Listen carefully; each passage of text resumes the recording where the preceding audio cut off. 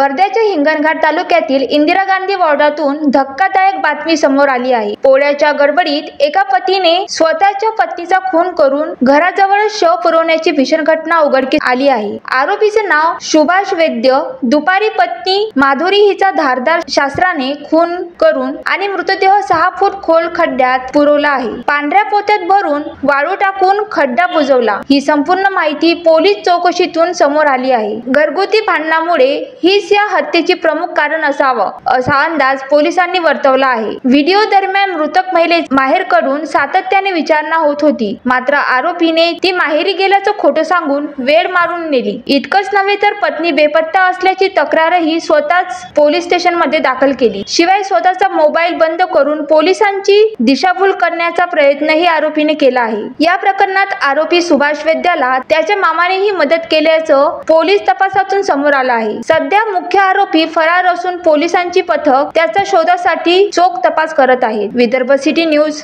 Wardha.